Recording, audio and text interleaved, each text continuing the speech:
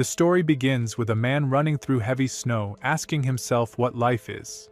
Suddenly an arrow hits his ankle and he falls, bleeding. As he collapses, he thinks that life is a boiled egg. Lying on the ground, he tries to understand what that means. A leader with a blade appears and his allies surround the fallen man. They search him and find a relic. The leader lifts his sword and kills him. As he dies, the man thinks that nothing has meaning and that he fought until the end, just like in a game. A voice echoes, telling the man to murder. He responds that it was necessary to die once. A strange figure appears and holds his head. The man claims that he has already collected the relic's divinity. The figure fixes his head on his neck, saying there was no need for a useless tale following him, though he did lose some money. The man remembers being in his late 20s, too busy and tired to play games. He does not remember the game's name or why he bought it, but he remembers playing as the priest of corruption. It was the hardest and weakest class, but it made his heart race. After finishing all quests and losing all materials, he became the priest of corruption and fell into the game world. Back in the scene, the figure thinks about the mother of corruption, the goddess he serves. Everything began 5 years ago when he started serving her. When he woke up in the game, he had only a robe of the Order of Corruption and the mother's hand resting on his chest. The strong presence from the hand made him realize he had truly fallen into the game. According to the game's lore, the priest of corruption is a genetically enhanced human, modified by drugs. His body has enhanced strength and senses and can only be killed by divinity.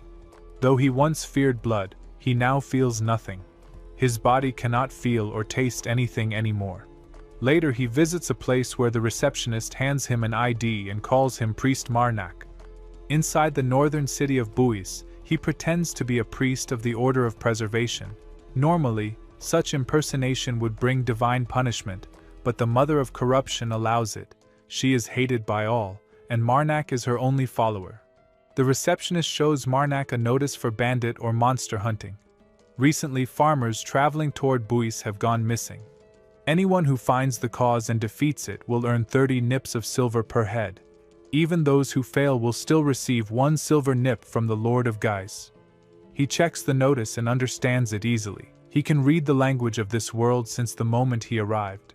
He asks if he can receive part of the reward now, which surprises the receptionist. Later, Marnak travels through a snowy mountain. He keeps hearing a voice calling him a murderer. He realizes it is the voice of the mother of corruption, who talks too much. A man named Pierre walks beside him and begins chatting. Pierre asks about Marnak's background and mentions his nearby village, hoping his parents are safe. He says Captain Galad once helped his family survive the winter but worries for them again. Pierre also mentions rumors that the missing farmers were taken by ghosts, not people or monsters. Marnak finds Pierre overly talkative. Another man calls Pierre to the front, and he leaves. The voice of the mother of corruption continues urging Marnak to kill. Marnak thinks killing everyone would only cause him problems. He needs 29 silver nips to survive the winter. He tries to calm the mother and then wonders how many fingers to rate the people around him. He remembers the divine system that measures divinity by fingers. 1 finger is 10 divinity, and 5 fingers are 100,000. By collecting 10,000 divinity, he can gain 1 authority. He once absorbed the divinity of a holy relic and gained such power. There are 12 relics left. The mother of corruption promised that if he gathers all the relics' divinity, his wishes will be fulfilled. His first wish is to regain his sense of taste. Pierre returns, saying the captain warned him not to bother Marnak. Marnak assures him he is fine. Suddenly, an arrow strikes one of the men. Marnak pushes Pierre aside and takes the arrows himself. He falls to the ground, realizing they are under attack by bandits. The voice tells him to kill. He understands the mother of corruption wants him to play dead and then collect their divinity. Smiling, Marnak decides to act, raising his sword to strike first. Marnak moves forward and attacks the bandits. One of the bandits steps up and challenges him while ordering the others to handle the rest. They clash fiercely, and Marnak pushes the bandit back. He looks at his sword and wonders how strong the opponent really is. He asks the mother of corruption, Fingers, to rank the enemy.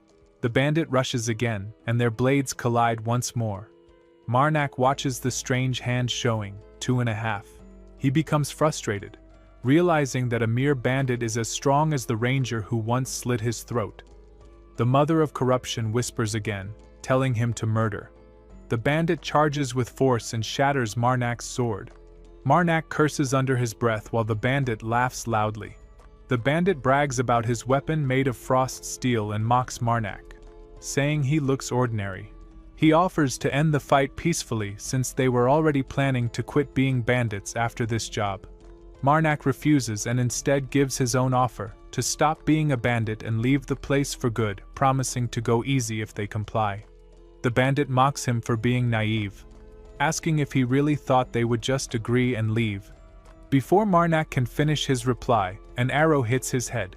The bandit yells at his comrades for being late, saying he thought he would die. Another bandit mocks him, reminding him that he broke Marnak's sword. The first bandit proudly explains he precisely aimed his strike. They confirm everyone else is dead.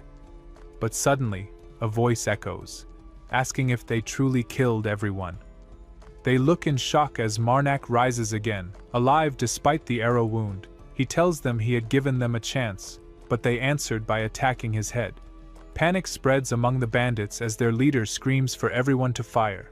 Marnak begins chanting to the mother of corruption, admitting he is lost and fearful, asking for her aid. The bandits panic, calling him a monster and trying to flee, but they find themselves trapped by an invisible barrier. Marnak recognizes this as the line in which the living cannot pass, a divine authority of the priest of corruption that prevents the living from fleeing and hides corruption's divinity. He smiles faintly, saying he really likes this authority of his, the mother of corruption. The bandit orders his men to unsheath their swords, shouting that they have no choice and must try to cut through the barrier. Suddenly, a terrifying monster appears, and all the bandits panic. They plead with the Marnak to spare them, promising never to be bandits again. Marnak coldly gives his command, allowing everything except their heads to remain untouched. The mother of corruption whispers again, telling him to murder.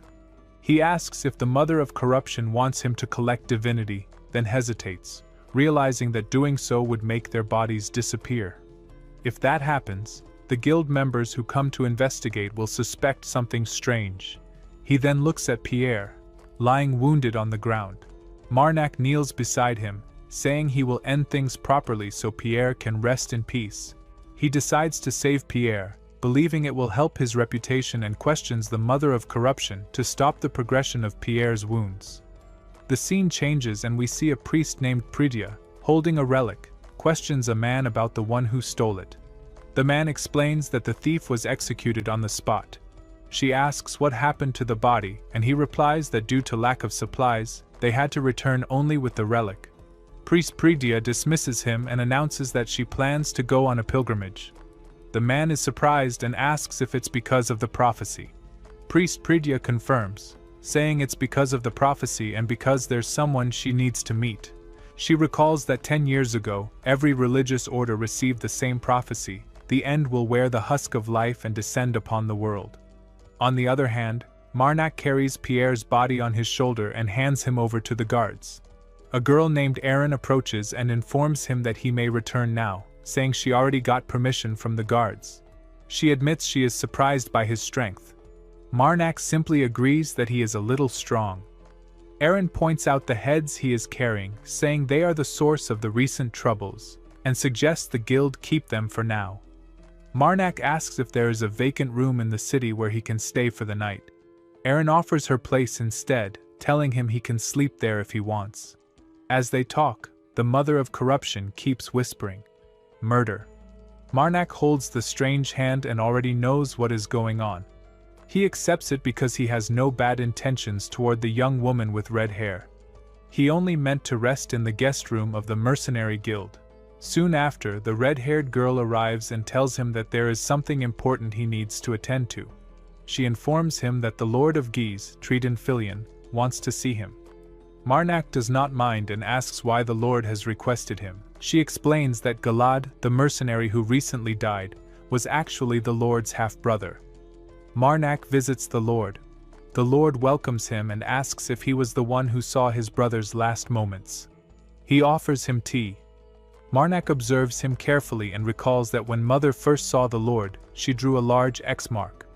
Marnak realizes the Lord is not a living being. He is a demon disguised as a human. While Mother was hiding in Marnak's pocket, she recognized it immediately. Marnak knows that demons can take human form but cannot live freely on their own. To exist in the world, they must make deals with living beings. Demons are strong, yet helpless without others. They form contracts to share power and survive. But the gods hated them for giving and taking equally. The gods declared demons to be evil and ordered their priests to hunt them. That marked the beginning of the demon hunts. Marnak remembers that in the game world the demon contractor was a rare and difficult class. People avoided it, and he remembers it being the second class he ever played. The Lord smiles, impressed that Marnak can see through his disguise. He introduces himself as Crawling Weight and realizes Marnak is not truly a priest of the goddess of preservation. Marnak introduces himself as a priest of the Mother of Corruption. The Lord is surprised, believing the followers of corruption were long gone. He invites Marnak to sit, saying they are alone. The Lord explains that he has no special reason for calling Marnak except to ask about Galad's death. He requests the details and promises to give him a reward. Marnak agrees and later leaves the mansion. As he walks outside, he reflects on how unfortunate Galad's death was. The Lord tried to help him by offering secret work during the harsh winter, but it led to his end. Marnak thinks about how life is complicated and cruel. Then, the voice of the Mother of Corruption echoes, saying, "Murder." Marnak looks at the pouch of gold in his hand. He knows that the Lord did not try to tempt him with it. The gold was simply a sincere gesture to know the truth about Galad's death. Marnak reminds himself that he is not a priest who is greedy for gold. He thinks about how gold never rots and compares it to something else that also never fades. His love for the Mother of Corruption. To him, she will always be the most important being. He tells her not to worry. When he returns, Eren greets him. The voice of the Mother of Corruption echoes in his head, whispering the word, "murder." Eren then tells him that priests from the teaching sect are here. Marnak becomes uneasy, not wanting to deal with those kinds of people right now. As he turns to look at them, he is startled. The Mother of Corruption immediately warns him that one of the priests is carrying a holy relic. The group of priests introduces themselves as members of the education sect. Their leader, Priest Orvis, represents the scale of retribution. With him are Priest Cornu, a large man, and Priest Patina. Marnak pretends to be polite and introduces himself as a priest serving the god of preservation. Eren explains that the priests are also staying at the guild, just like him. Marnak feels relieved. That means he will have chances later to steal their relic. However, he worries that when he absorbs the divinity from it, the corruption inside him might leak out. Before they can talk further, Priest Orvis mentions that they need to go greet the Lord. Marnak is curious about their reason for visiting. Eren explains that their guild provides shelter to priests for a small fee. Marnak jokingly asks if he has to pay for his stay, but Eren says she let him stay for another reason. She quietly asks him to bless their food with preservation magic so it does not spoil. Priest Cornu approaches them. He stays behind instead of going with the others, explaining that many northern lords dislike his kind. Eren remarks that Lord Tredin is different. He separates his work from personal feelings and has many supporters in Guise. When Marnak questions why they want to meet him, Priest Cornu reveals that they are following a prophecy from 10 years ago about the end of the world hidden inside the shell of life. They believe it refers to a demon. Priest Orvis wants to confirm it using his holy relic. At that moment, the Lord finally reveals his true demonic form.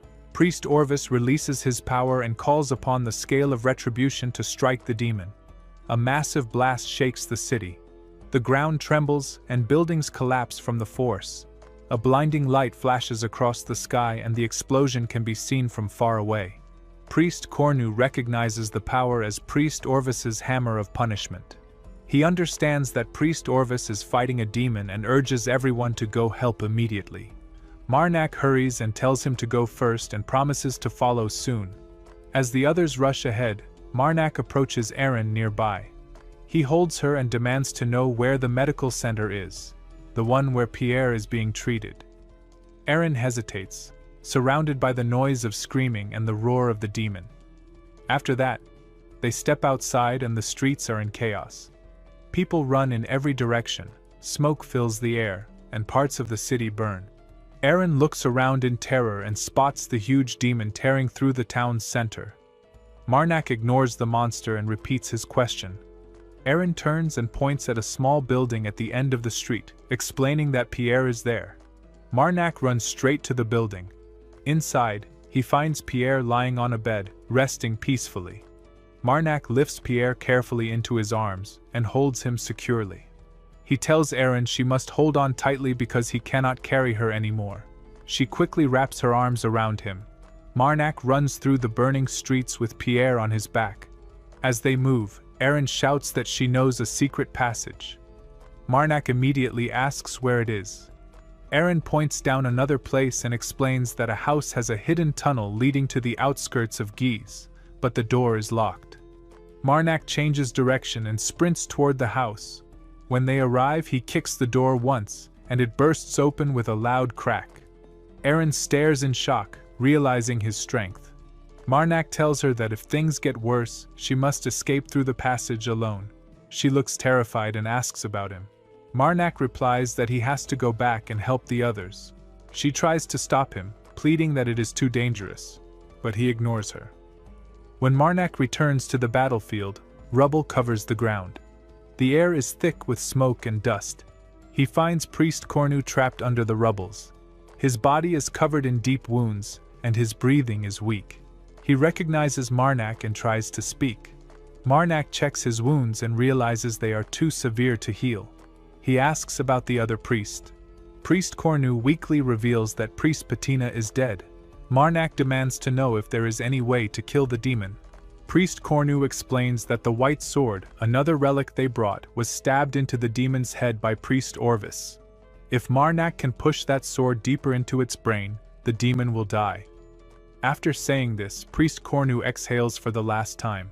Marnak bows his head slightly and prays to the Mother of Corruption, declaring that he will collect from the dead man. A status window appears, stating that he has obtained 100 divinity. Meanwhile, Priest Orvis continues to fight with the demon. The ground shakes and his voice echoes as he calls upon the scales of retribution again. Marnak sees an opening when the demon slows. He charges forward, leaps high into the air, lands on the demon's massive body, and drives his sword deep into its flesh. The creature roars in pain and thrashes violently. Marnak grips tightly, climbing higher toward its head. He sees Priest Orvis still fighting and reaches the top, spotting the white sword embedded in the demon's skull. He reaches for it, but the demon spins violently, performing a deadly roll. The sudden movement throws Marnak off balance. He flies through the air, crashes to the ground and rolls across the rubbles. The voice of the Mother of Corruption echoes, repeating the word, murder. Marnak answers calmly that he is fine. He looks at the raging demon and recalls her words that blessings follow disasters. He considers this an interesting twist. His eyes catch the glint of something among the rubble, a small jewel. He picks it up and realizes it is a holy relic. Holding it tightly, he looks upward and speaks to the Mother of Corruption, offering her the relic and asking for new authority in return. Marnak holds the relic tightly and commands it to release its seal. He calls out to the Mother, feeling the divine energy surge through his body. He realizes that every holy relic holds enough divinity for one authority. The status window in front of him glows, showing that his divinity has reached 11,723. He understands that another seal has been lifted and wonders what difference it will make this time. The Mother of Corruption keeps whispering the same word, murder, over and over again. The hand reaches out from the relic and Marnak questions if her words are true. He feels both grateful and uneasy, thinking that it is incredible she can still support him from so far away. But he also finds it strange that unsealing a holy relic feels so small compared to her vast power. Marnak devotes 10,000 units of divinity and requests 2 new authorities. Then, He feels a surge of energy flowing through him. He receives something called the Text of Corruption. As he studies its power, he learns that its effects are simple but incredibly strong. When activated, dark green tattoos appear all over his body, glowing faintly. These marks amplify his physical strength and speed. He admits to himself that it is not a bad authority to have, especially in the middle of battle. The Mother of Corruption continues to repeat her single word, murder, but Marnak stays focused. He realizes the new power will be useful in his current fight. He also notices that his crushed leg has completely healed. Then, he spots Priest Orvis lying dead under the rubble. It looks like both of them fell from the same height during the explosion. Marnak lowers his head slightly and offers a short thought of rest for the fallen priest. He then prays to the Mother of Corruption again and begins to collect divinity from Priest Orvis's body. Not far away, the demon roars in rage, shaking the ruined city. Marnak watches it go wild, its enormous body tearing through the remains of buildings. He finds it strange. The people who angered the demon, the priests of the teaching sect, are already dead. Yet the creature is still raging uncontrollably. A message flashes before him, showing that he has obtained 1,000 more units of divinity. He reflects that demons are not supposed to be beasts driven by pure instinct, yet this one is acting like a mindless monster. Marnak tells the Mother of Corruption to hold on. As he runs, the demon senses his approach and swings its massive tail. Marnak moves with incredible agility, dodging the strike and sprinting up the creature's back. As he climbs higher, he notices the white sword still embedded in the demon's body. He focuses on reaching it, but the demon begins to tilt dangerously to one side. It's preparing another death roll, a spinning attack that can crush anything around it. Anticipating this move, Marnak leaps off just in time and lands safely on the ground as the demon spins violently, smashing everything nearby. Suddenly, a massive explosion erupts across the city. The blast shakes buildings, shatters windows, and fills the air with dust and smoke. Marnak coughs and spits blood, realizing the corruption inside him is progressing faster than expected. The Text of Corruption may be powerful, but it is also consuming his body from within. He feels his organs burning and senses his life force draining. If the demon keeps delaying the fight, the corruption will soon reach the outside of his body and completely paralyze him. He understands that he does not have much time left. Determined to end it quickly, Marnak charges forward and grabs the hilt of the white sword lodged in the demon. He remembers Priest Cornu's dying words and strikes the sword against the demon's head, channeling both his divinity and corruption through it. The weapon trembles violently and divine light bursts from its core. He calls upon the spirit sealed within the sword, awakening Lord Tredin. The people nearby watch in disbelief as the once demonic creature returns to its original human form. In the middle of the chaos, a human figure, Lord Tredin, begins to emerge from the fading mass of corruption. The Lord opens his eyes and tells Marnak that meeting him was the greatest blessing he could have asked for. Marnak explains that it only happened because the white sword was suppressing Tredin's mind all this time. He mentions that his help was not much, just his small contribution, his 2 golds worth. The Lord smiles faintly and tells him it was worth far more than that. At the place where Marnak was once killed, Priest Pridya uses her divine power and the relic begins to glow brightly. The man with her becomes shocked as the light spreads across the ground. He recognizes the power and admits that it truly is an incredible authority. However, he notices something strange. There are no bodies. He remembers clearly that he had killed the boy here by cutting his throat. After looking around, he concludes that a long time must have passed. Perhaps monsters or wild animals have taken the body away. Priest Pridya listens calmly, thanks him for guiding her to this place, and then asks him for one last favor, to tell her the names of the nearby cities. Meanwhile, Marnak returns from the battlefield. Lord Tredin greets him warmly, calling him more handsome each time they meet. People now refer to Marnak as the Demon Slaughterer, a title that has spread across towns thanks to the stories shared by Tredin. Lord Tredin told everyone that Marnak was the one who defeated the great demon and saved him, earning Marnak fame that he never asked for. Though he finds the nickname exaggerated and embarrassing, Erin seems to love it as she often shouts "Demon Slaughterer" in public, drawing attention wherever they go. Crowds whisper among themselves, pointing at him as the famous priest who defeated a demon. Marnak talks to the man again and notices that his wooden prosthetic arm and leg move very smoothly, almost like real limbs. Curious, Marnak asks about it, and Lord Tredden explains that he only moves naturally like this when alone with Marnak. Around others, he pretends to limp. He also reveals that using this ability comes with a heavy cost. His body will weaken over time, and even the hair on his head will fall like leaves in autumn. Despite the burden, he laughs it off and changes the subject. He tells Marnak that there is an important job available and asks if he has a week to spare. Marnak agrees that he has enough time. Lord Tredden explains that the job requester asked for Marnak specifically after hearing tales of his deeds as the Demon Slaughterer. The mission involves exploring ruins connected to the holy relics of the ancient empire. The payment is generous, 5 gold nips in advance, and if Marnak provides valuable help, he could even receive one of the relics found in the ruins.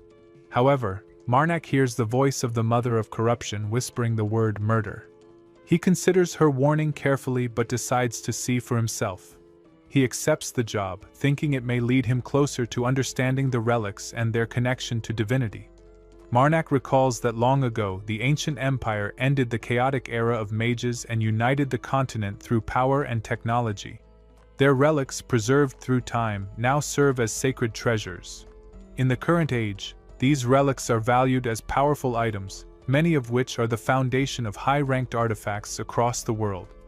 After that, Marnak meets a small group of people at the starting point of his new mission. He introduces himself as a priest under the goddess of preservation. One of the men steps forward and introduces himself as Carmen Valtis, the one who requested this job. Carmen openly explains that he is the illegitimate son of Anthony Valtis, leader of the Black Wolves. Marnak becomes surprised as he had believed Anthony to be a principled man who lived alone after losing his wife. It becomes clear to Marnak that rumors and reality often differ. Still, he decides it would be improper to dig deeper into Carmen's personal life. Marnak then asks about the others in the group. Carmen introduces a hooded mage named Tunisa, who will guide them to the ancient relics, and Sukus, a large and reliable warrior from the Unicorn tribe. With introductions complete, Carmen announces that they should begin their journey. He explains that it will take about 2 days on foot to reach the site of the ruins, and they can continue their conversations along the way. 2 days pass on the road. During the night, while the group rests, Carmen notices that Marnak is still awake. He comments on it, but Marnak reassures him that he has slept enough and does not feel tired. Carmen observes that Marnak still looks young and then begins a casual conversation. He asks about Marnak's experiences with women, assuming that a man like him must have met many. Marnak explains that his heart is as untouched as fresh snow, which surprises Carmen. He then asks about the kind of women Marnak prefers. Marnak answers simply that he likes women who choose to stay by his side. Carmen agrees and shares his own thoughts about women. He believes that a woman's heart is the most important thing but jokes crudely about appearances. Marnak responds calmly, telling him it is fine to have clear preferences but advises him not to speak about such things in front of women. Carmen laughs and assures him that he does not go around saying these things to everyone. He explains that he feels comfortable talking this way only with Marnak because it feels like speaking with an old friend. Marnak feels the same, even as the voice of the Mother of Corruption whispers the word murder. Marnak thinks about how much he enjoys talking to Carmen, despite being warned to be selective with his friends. As the sun rises on the 3rd day, the group finally reaches their destination. Tunisa steps forward and announces that they have arrived at the entrance to the ruins. She prepares to open the way inside, signaling that the mission is about to truly begin. After that, Marnak explains that entering the ruins of the ancient empire is easy at first. They have to find the key, move to the coordinates written on it, read the passage in the ancient language, and then turn the key clockwise or anti-clockwise. Since only mages can read ancient language, their role in such explorations is indispensable. The only exception is players. As a player, Marnak can read the ancient language but keeps it a secret. While entering the ruins of the ancient empire, Marnak thinks that in this world where he has no relation whatsoever, the key is too difficult for him to obtain. Carmen comments that compared to all the other ruins he has visited, this is one of the best preserved ones and suggests starting the exploration. Marjan feels excited and thinks that he finally gets to see the ruins he has only seen in photos. His heart feels like it is going to burst. They reach a giant gate with ancient text written on it, saying to prove that imperial blood flows through your body. The door opens, and Tunisia warns that if they do not have ancient imperial blood, they should get ready for battle. Inside, they all fight with monsters. A huge blast occurs, and Marnak prepares himself, holding his sword. While fighting, a monster comes to attack him, and the mother of corruption keeps repeating the word murder. Marnak fights back and thinks that there is one more monster left, and he needs to kill it before then an arrow hits the monster in the head. Marnak sees Carmen shooting it. Marnak thanks him, and Tunisia complains, asking why he keeps pushing the enemy between their lines. She says that Marnak or she could have gotten hurt. Marnak replies that it was the fastest way to get rid of the enemy and that they managed to kill all of them anyway. He prefers it if she stops complaining. Carmen gets furious and asks what he said. Marnak tells them to stop right there. Sukus and Tunisia stay quiet. Carmen looks at Marnak and calls him Demon Slayer, saying that he really lives up to his name. Marnak responds that he feels ashamed to display such an unholy sight as a priest. Carmen admits that he is not wrong about that. Marnak compliments Carmen for being incredible with the bow. Carmen explains that he has been using the bow and arrow since he was little and practiced as much as he could. Tunisia then asks when they are leaving and says she is fine with moving out immediately since she has plenty of waka left. Sukus complains, asking why she keeps rushing to move when they have barely gotten any rest. He says that for those who physically move around like Marnak and him, they need rest. Tunisia insists that everyone else would agree with her. She says that since everyone except Sukus is fine, it would be better to reach the end of the ruins as soon as possible rather than wasting time. She believes Sukus is just trying to make a scene. Sukus gets angry and asks what she said. Carmen steps in and says they will rest before moving, ending the argument. Marnak thinks that in this world, mages are usually arrogant and are mostly a bunch of jackasses. It is easy to become a mage, and it happens by birth. For those born with mana, it awakens once they reach a certain age. When that happens, knowledge regarding the ancient language floods their brains, and without paying any cost, they learn ancient spells. Using mana that breaks the laws of the world, they are reborn as mages. However, because of the large amount of knowledge that fills their heads, they begin to hate learning new things. As a result, most mages become strong-willed and uneducated idiots. Most are self-centered and do not care about people around them. Marnak thinks that Tunisia is the same as the other mages he has met. Though among mages, she is actually considered one of the more well-mannered ones. Carmen later says that they have rested enough and should move on to the next area. Just then, the door closes behind them, and a monster appears with a blue jewel, a relic. Marnak immediately realizes that the enemies up to this point were too weak for ruins like this. He understands that this one is the real deal. Sukus prepares himself to fight the monster. Tunisia tells him to move aside.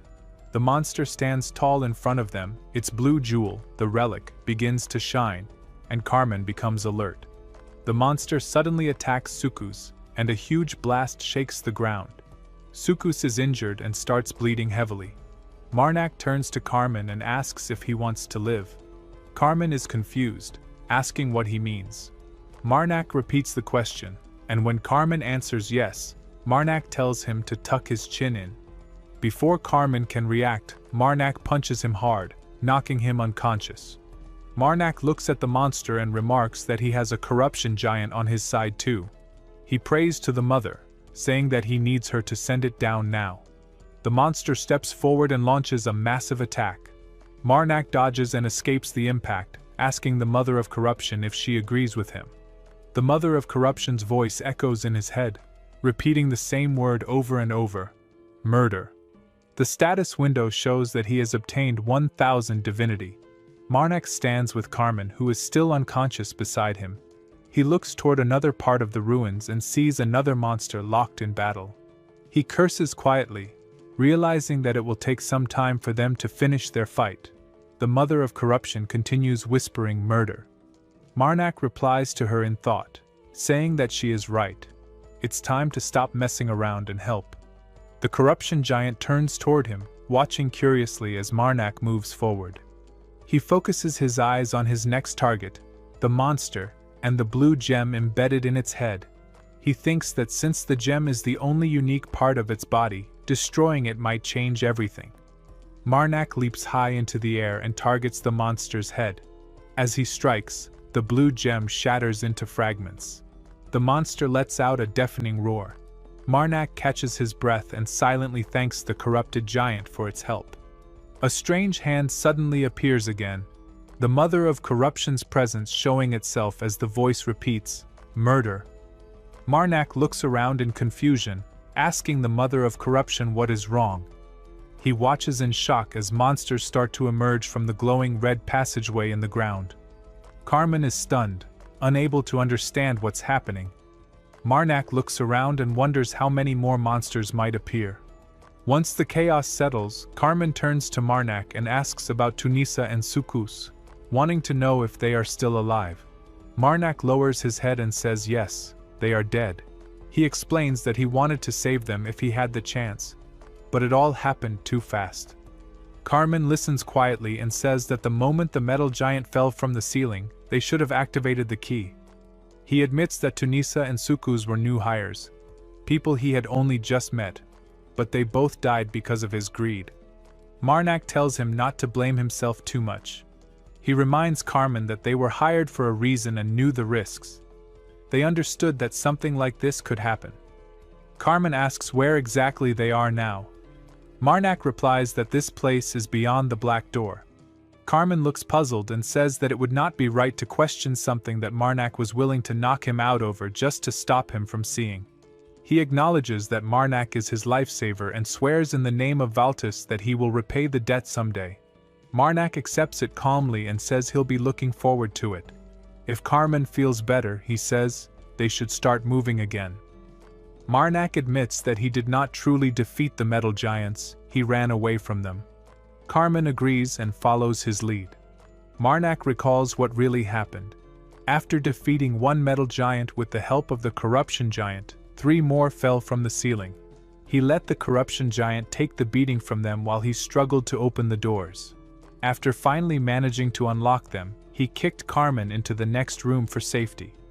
He also told the corruption giant to return once its fight was over, so he is sure it will come back soon. After some time, Marnak and Carmen reach a large ancient door. Marnak looks at it carefully and says that it seems they've finally reached the end of the ruins. He tells Carmen to feel free to take a look. Marnak and Carmen find a glowing necklace and a sword there. Carmen asks Marnak to let him have the necklace, promising to reward him handsomely for it. Marnak asks what the necklace actually is. Carmen explains that it's called the Bloodline Pathfinder. If someone spills their blood on it while thinking of a specific bloodline, the necklace uses that blood as a cost to point them toward the person they are seeking. Carmen admits that he is looking for his mother, someone he has never met before. Marnak asks if it's fine for him to take the sword instead, and Carmen agrees. Later, while they rest outside, Carmen shows the necklace to Marnak and asks him for a blessing. Marnak agrees without hesitation. He takes a small cut on his hand, lets a few drops of blood fall onto the necklace, and watches as red energy begins to glow from it. Carmen looks at the light and says that he knew his mother was alive. Marnak replies that he is glad the necklace is working as expected. Carmen asks if Marnak will listen to one last favor. Marnak agrees, and Carmen says that he would like to keep working with him until he finds his mother. Since Marnak is heading west, they can travel together to the capital where Carmen can properly reward him. Marnak smiles and thinks that although he'd love to accept, Carmen would probably see through his intentions immediately and think him shallow. He remarks that if Carmen is fine with it, he'll help him find his mother and support him on the journey. Meanwhile, the mother of corruption whispers the same word again and again: murder. Some time later, Aaron meets Marnak and asks if he is really leaving already after everything she has done for him. She takes his hand and examines it, saying that it usually does not come out this quickly but that she did everything she could to get it ready. Marnak's hand begins to shine and Aaron reveals a silver mercenary plate. She proudly tells him that she made sure it was ready as soon as possible. She hints that Marnak should say something, like a promise to come back and visit her. Marnak thinks living the life of a wanderer means any promise like that would only be one he cannot fulfill. Later, Lord Triton meets Marnak and tells him that he heard he is heading to the capital. He says that while he would have preferred to repay him with money, he has none left after using all his funds to repair the damage in Geese. Instead, he offers Marnak a letter of recommendation. He explains that if Marnak encounters trouble, he can seek help from one of his friends in the capital. Though they're difficult people to deal with, so it's better to visit them only if absolutely necessary. Marnak thanks him for the gift, and Lord Triton smiles, telling him to think of it as gratitude from a friend. He wishes Marnak a good life, reminding him that life is always too short. Days later, Marnak and Carmen walk along a snowy path. Carmen mentions that it's already been a few days since they left Geese and that they have about half a day left before reaching the next town, Kelton. Carmen thinks that the mother still does not like Carmen much, but the only reason she allows him to travel with him is because Carmen as a human is rated 3.5 fingers. If Marnak were to harvest divinity from him, he could gain 10,000, enough for an authority. That kind of value could even develop into a 4-finger human. Despite this, Marnak admits that he likes Carmen's cheerful personality and personally would rather keep him alive. He holds his sword suddenly, sensing danger. Carmen notices him and asks what's wrong. Marnak replies that there's blood nearby. Very close, and it's coming toward them. He pushes Carmen aside just as a giant snow spider leaps out from the air, landing in front of them. Marnak raises his sword and begins to fight the creature.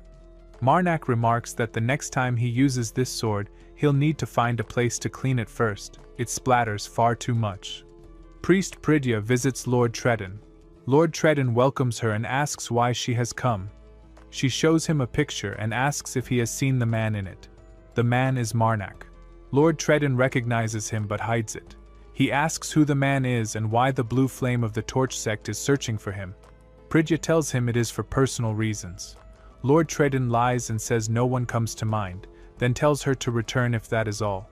After she leaves, he thinks her intentions toward Marnak are not good. After defeating the snow spider, Marnak looks at Carmen, who is cutting the monster's body. Carmen explains that he is removing the venom sac. The venom's anesthesia effect is strong and can be used in many ways. It is valuable and can be applied to arrow tips or sold as it is. Marnak asks how Carmen knows such things.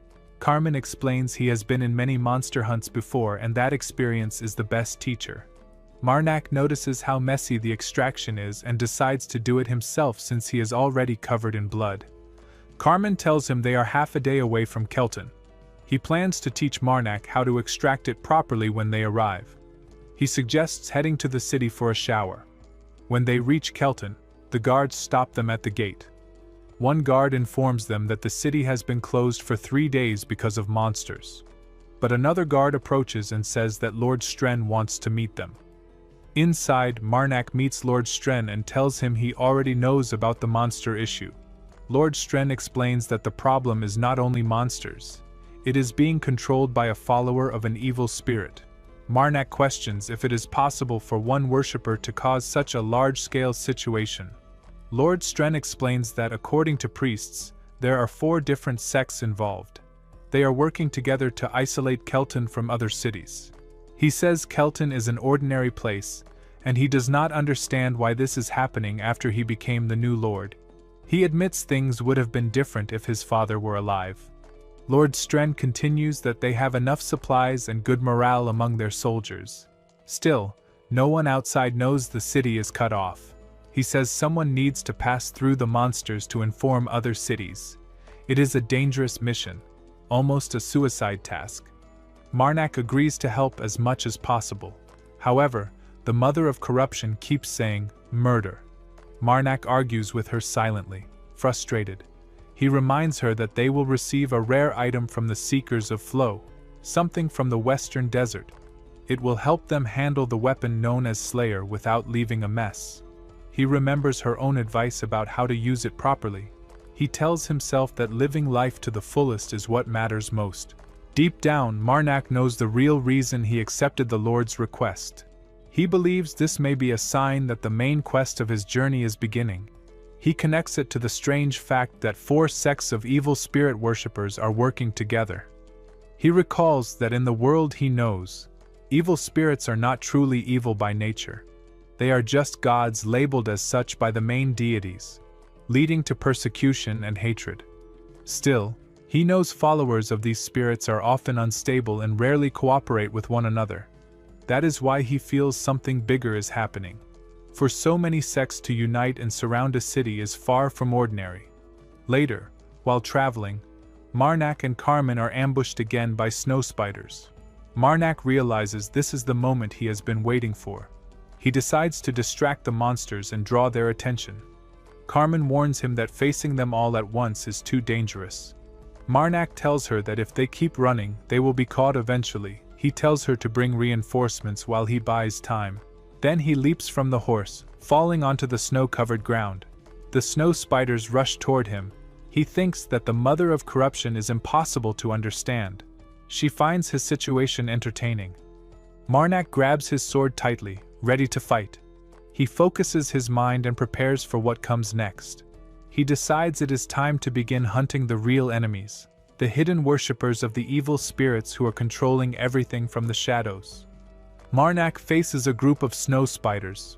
He slashes through them with his sword, cutting them down one by one. He feels irritated by the constant battles and thinks that if this keeps happening every day, he might need to carry a bathtub with him just to clean off the mess. The voice of the mother of corruption echoes in his head, whispering murder repeatedly. Marnak continues forward, realizing that his enemies must already know he is coming but still choose not to confront him.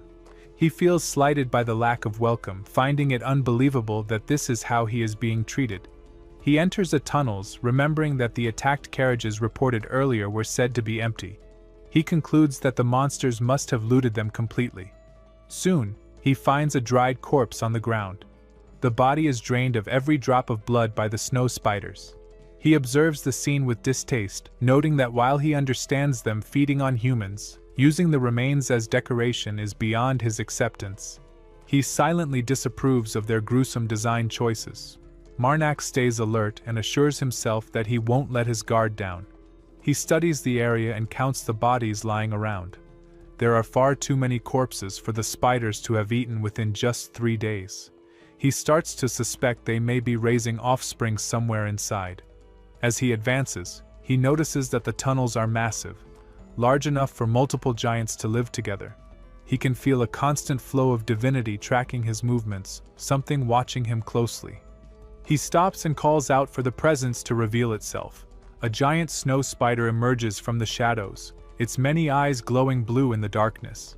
Marnak stands ready, aware of its presence all along. The creature lunges at him, and a powerful blast shakes the tunnel. Marnak then calls upon the mother of corruption, requesting her authority to draw the line of corruption. He promises to sacrifice the head of the human-eating spider for her. The corruption giant appears beside him, formed from dark divine energy, and charges toward the monstrous spider. The snow spider attacks with its massive legs, forcing the corruption giant to defend itself. Marnak notices that the creature is nearly double the size of a normal giant. He realizes he needs to help his summoned giant somehow. A flash of sharp light slices through the air and strikes the spider's side. Marnak senses that the energy within the spider's body is concentrated around its core. He carefully plans his strikes and the spider attacks again, but Marnak moves swiftly and cuts it cleanly in half. As he fights, he detects the divinity spread throughout its entire body. He decides to remove all its legs to immobilize it completely. Marnak commands the corruption giant to charge straight ahead while he focuses on cutting the thinner parts of the spider's body. Even though the creature is huge, Marnak reminds himself that a spider is still a spider. He slashes at its weakest point. A violent explosion follows his final strike. The snow spider's body tears apart, scattering flesh and divine residue across the tunnel. Suddenly, a strange figure emerges from within the torn spider body. Marnak immediately realizes that it is a person who had been controlling the spider from inside. The figure complains that it took years to gain control over the Spider Queen and that Marnak destroyed all that work. Marnak stands firm and demands to know the figure's purpose for surrounding the city of Kelton. The figure refuses to answer, spitting insults instead. Marnak strikes him once, demanding the truth again. The figure still resists, swearing he will never tell even if it costs his life. Understanding that Marnak won't get an answer, he swiftly beheads the figure. A message appears before Marnak's eyes, showing that he has gained 1,000 divinity. He reflects for a moment, thinking about how many worshippers of evil gods exist like this one, people who would rather die than reveal the truth. He wonders aloud how many of them will ever confess the real reason behind their schemes. He recalls hearing that there are more than 3 followers like this. With a cold smile, he decides to bet on there being 4. Marnak comes out and sees everything burning. The buildings are destroyed, the ground is covered with ashes, and dead bodies lie everywhere. He realizes the enemies have attacked and that the battle is already lost. Over the body of Lord Stren, a girl named Parna stands and mocks him. She calls him a useless lord who ran away like a coward and says that the people who tried to protect him only wasted their time. A guy nearby questions about the incarnation. The other girl answers that it is unstable. She explains that taking divinity from living people is very hard and that they already lost some captives. Their plan is now weaker, and they must finish it sooner than planned. Parna gets angry and remarks she did her best, but was disturbed by strong monks and a man from the teaching sect. She curses a girl named Layla for not sending her spiders to help and blames an archer who escaped. The other girl laughs and says Layla is always late and only likes to play with dead bodies. The guy tells them to stop fighting. He reminds them that they worked for years on this plan and that now, because someone escaped, soldiers will come after them. Parna yells that she worked hard for 3 years too, and does not like being treated like a failure. However, the guy tells them she will stay quiet if Layla is punished for losing the captives. Suddenly, Marnak appears and strikes them without warning. His sword cuts through the flames, killing 2 of them instantly. He remarks that it may seem unfair to kill them like this, but they are dangerous. They can control divinity, and he cannot risk being injured. He tells the mother of corruption that it is better to act first than lose his life. Parna watches him, confused, wondering why he talks to himself. Marnak turns to her and asks why they surrounded the city of Kelton. After that, Parna watches a huge creature appears.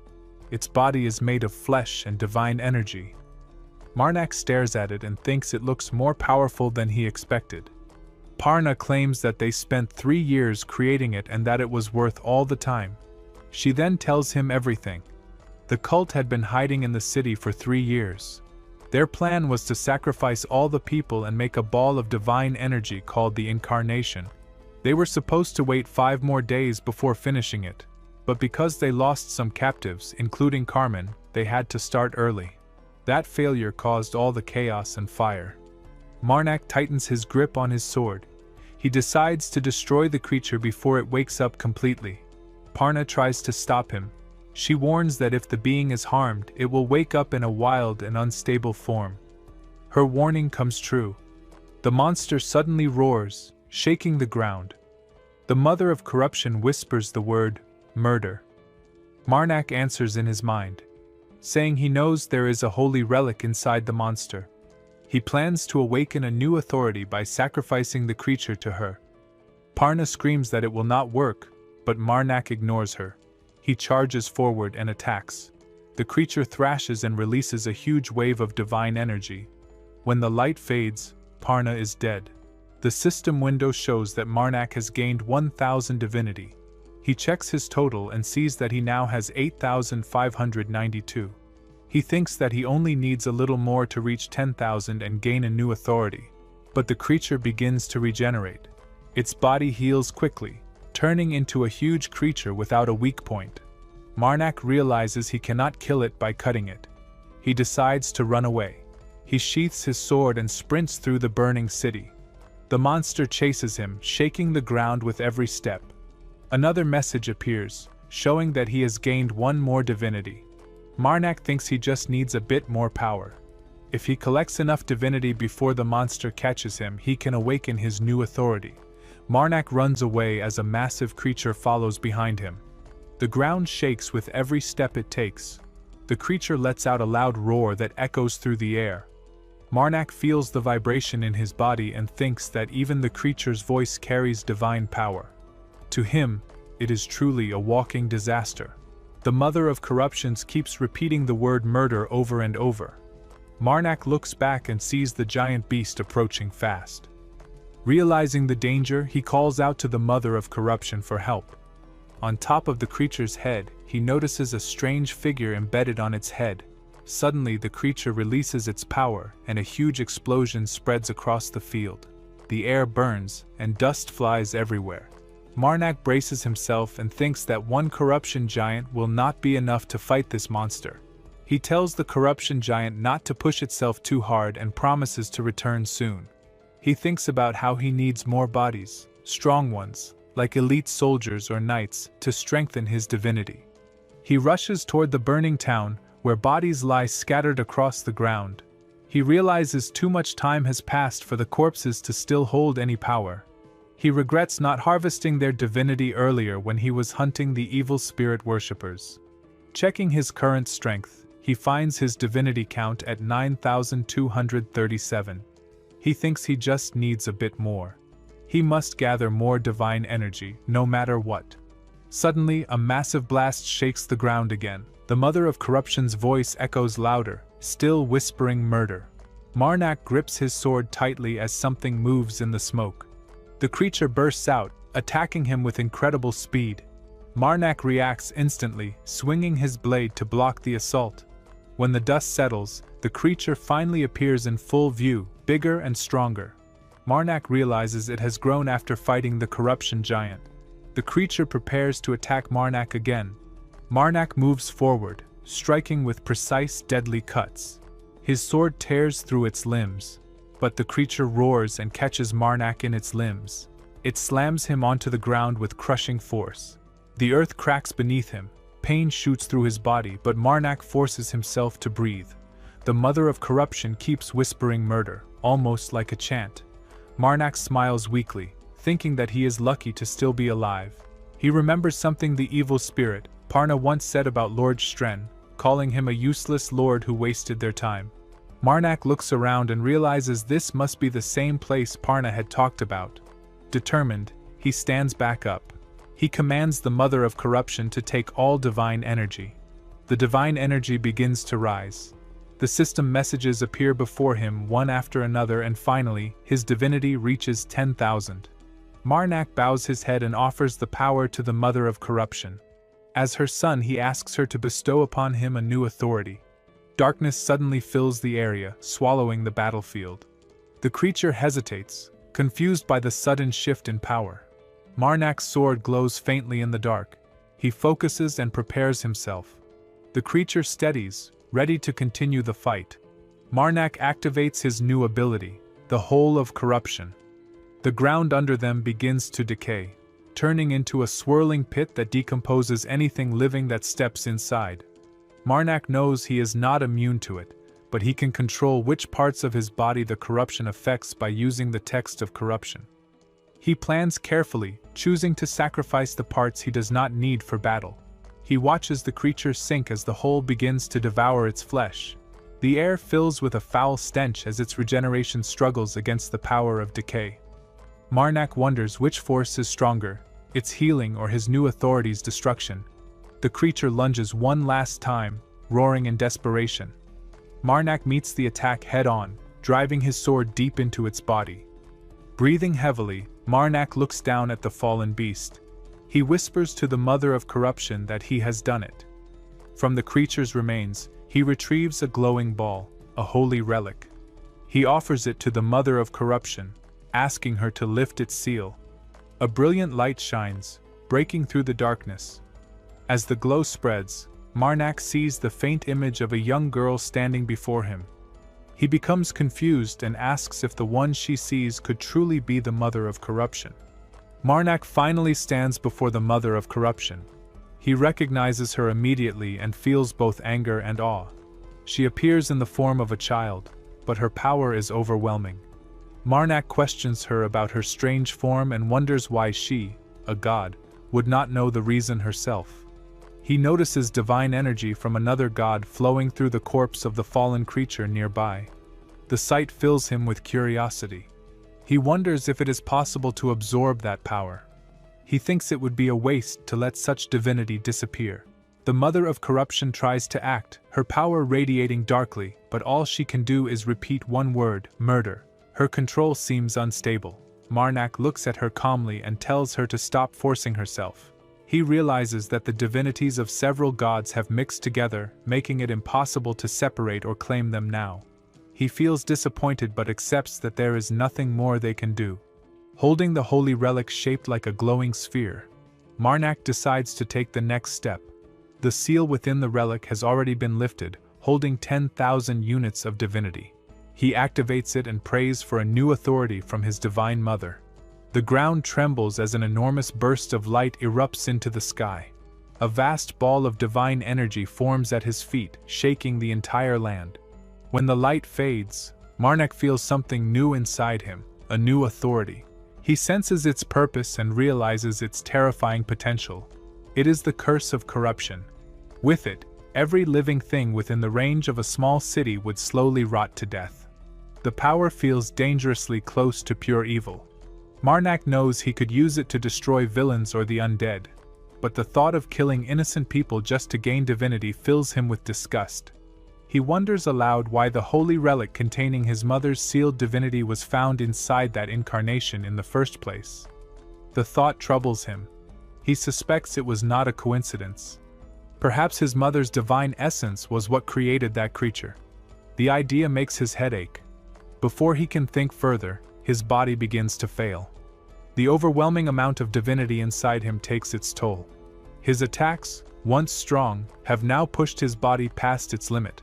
Marnak collapses, gasping for breath, unable to move. The mother of corruption, seeing Marnak's suffering, begins to weep silently. Her tears fall as Marnak loses consciousness. Days later, Marnak suddenly wakes up on a bed and watches Carmen. His body feels weak, but he can move again. Carmen is the first to greet him, relieved that he has finally regained consciousness. Marnak immediately panics and asks about his belongings. Carmen tries to calm him down and assures him that everything is fine. When Marnak insists again, Carmen shows him the strange, severed hand he always carries. Marnak feels an immense wave of relief, thinking he had lost it. Carmen explains that others wanted to throw the hand away, believing it was dangerous or useless, but he stopped them because he sensed it had deep meaning to Marnak. Grateful, Marnak thanks him sincerely. Carmen smiles and reminds him that if it weren't for his sacrifice during the battle, he would have died in Kelton. Marnak finally asks where they are. Carmen tells him they are still in Kelton, at his temporary shelter. When Marnak asks how long he has been unconscious, Carmen answers, 10 days. Marnak grows quiet. Then, hesitantly, he asks if there were any survivors from the city. Carmen looks down and replies that Marnak was the only one found breathing in the heart of Kelton. The entire city had been wiped out.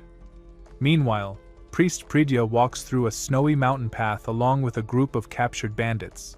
She stops and executes a man who had tried to escape earlier. She burns him with sacred fire, his sins turning to ice under the holy flame. The other captives tremble in fear as she orders them to keep walking. Finally, they reach the gates of Kelton City. A guard approaches her and asks if she plans to hand the prisoners over. She confirms that it is what the bandits themselves want. The guard then informs her of recent news. The Lord of Kelton, who had offered bounties for the bandits, is dead, killed by worshippers of evil spirits. He adds that Priest Marnak, the one known as the Demon Slayer of Guise, defeated all the monsters and cultists they created. He fought fiercely, was unconscious for 10 days but finally woke up that morning. Hearing his name, Priest Pridya becomes attentive. Her eyes narrow as she repeats his name, Priest Marnak, the one who is called as the Demon Slayer. She questions the guard where he is now, wanting to know if he is still in Kelton. Inside a busy inn, people are talking about the priest, Marnak. One man calls him the enemy of all evil spirits and wonders where he might be. The crowd begins to celebrate Marnak's name, praising him as the arch-nemesis of evil spirits. Priest Pridya is also there and listens quietly while everyone talks about Marnak with admiration. Meanwhile, Marnak and Carmen leave the city quietly. As they walk down a snowy road, Marnak thinks he knows it would be foolish to stay in Kelton any longer. He remembers about Priest Pridya, the strongest among all humans he has met, the one rated 4.5 fingers. He thanks Carmen for agreeing to leave the city so suddenly. Carmen replies that it's better to leave early than attract attention. Marnak thinks about how much he likes Carmen's attitude and reliability. 2 weeks pass and the two travel together through snow-covered paths. Carmen suddenly notices a carriage in the distance and recognizes the crest marked on it, the white camellia flower, the symbol of the Iramel family. He explains that the Iramels are powerful nobles from the south. Marnak asks if they should greet them, but Carmen advises against it. He points out that the carriage lacks the Lord's flag, meaning it likely carries a relative or child of the High Lord. It's safer to quietly pass by instead of getting involved. As they walk past, Marnak senses a presence coming from inside the carriage. Carmen looks confused, but Marnak realizes someone inside is tied up. Before they can act further, a group of rough-looking men confronts them. One bald man threatens them, saying they should have stayed out of it. The men draw their weapons and move to attack. A sudden explosion occurs and one of the kidnappers is instantly killed, and the others freeze. Marnak steps forward, cutting down anyone who attacks. A man at a distance shouts angrily at his comrades, demanding that they finish the fight quickly, but panic spreads among them. Within moments, Marnak and Carmen defeat all the attackers. Marnak finds a young girl tied up inside the carriage. Carmen asks if he knows who she is, but Marnak shakes his head. The girl seems weak and barely able to move. He guesses she might have been drugged. Her breathing is shallow and her skin is pale from the cold. Carmen carefully observes her eyes and realizes they are gold. He quietly mentions that she could be a member of the Iramel family. Soon the girl regains some strength and introduces herself. She explains that she is Dakia Iramel, the eldest daughter of Kalto Iramel, also known as the Smiling Young Master. Carmen recognizes her name. If she really is Dakia, then she is not only a noble but also a mage. Marnak glances at her and thinks that dealing with a noble mage will surely be troublesome. The voice of the mother of corruption whispers one word: murder. Dakia thanks him for saving her and admits she is still too weak to walk properly because of the anesthetic gas she was forced to inhale. Carmen offers to help her walk. He introduces himself as Carmen Valtus, the son of Sir Entis Valtus. Dakia looks at him and remarks that if anyone saw the black prairie dog of the Valtus family traveling with her, it might cause rumors to spread in the capital. Despite her noble background, she remarks on her thoughtfulness, saying she only wants to be considerate. Marnak and Carmen, both surprised that Dakia, of her status, could be so polite and aware of others. As they continue walking, Carmen asks her what led to her kidnapping. Dakia explains that she doesn't have solid proof, but she suspects the crime was arranged by someone close to her. She believes her own brother, Derso Iramel, is behind the attack. He has always despised her and would benefit from her disappearance. Hearing this, Carmen asks Dakia about her brother. Dakia explains that she recently received a marriage proposal from the Dragon Kingdom. Since she is the next in line to become the head of her family, her brother is using the proposal as an excuse to get rid of her. Marnak quietly thinks about her words and realizes that nobles usually dislike mages, since for noble families, having a mage is considered a curse. The first reason is because of the nature of mages. They are hard to discipline, often arrogant, and difficult to control. Their power can easily cause accidents and scandals that harm noble reputations. The second reason comes from an ancient folktale.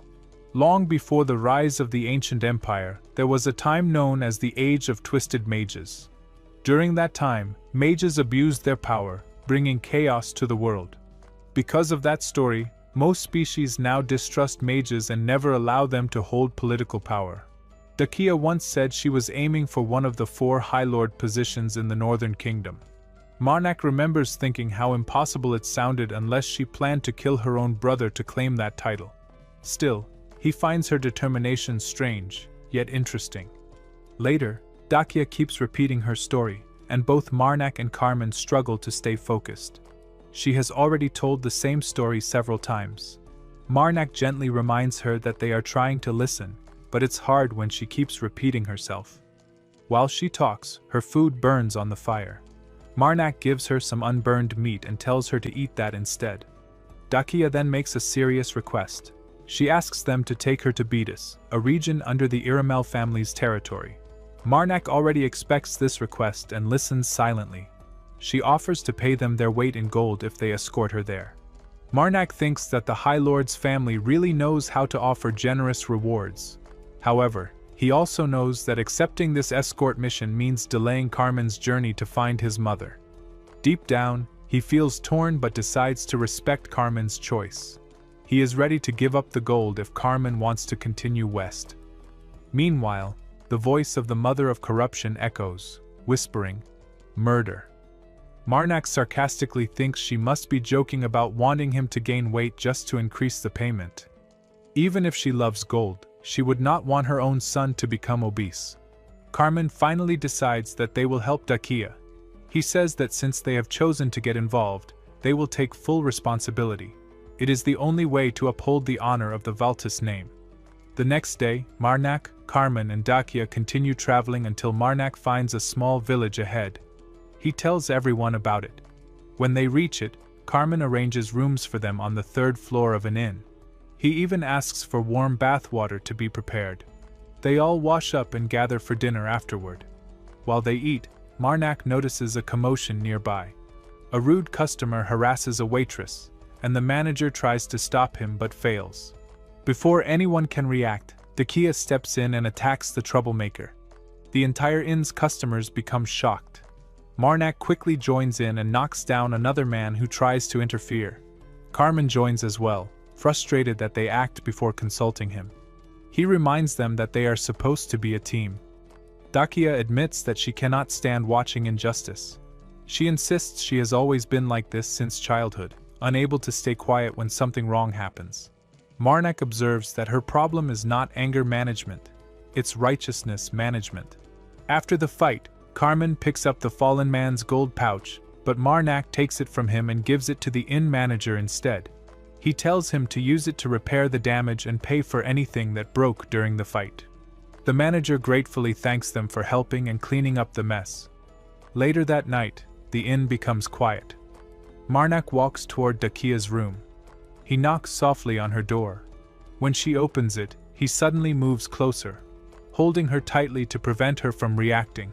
He quietly warns her to stay silent so she does not wake Carmen in the next room. Marnak reminds DONGHUA of her earlier words about never ignoring injustice. He warns her that next time she must restrain herself because they are being chased and cannot draw attention. If she acts recklessly again, he might have to stop her by force and hand her over to their pursuers. He urges her to act wisely and consult him before taking action. After making his point, Marnak walks away, thinking that although his words may seem harsh, he needed to speak before a bigger problem appeared.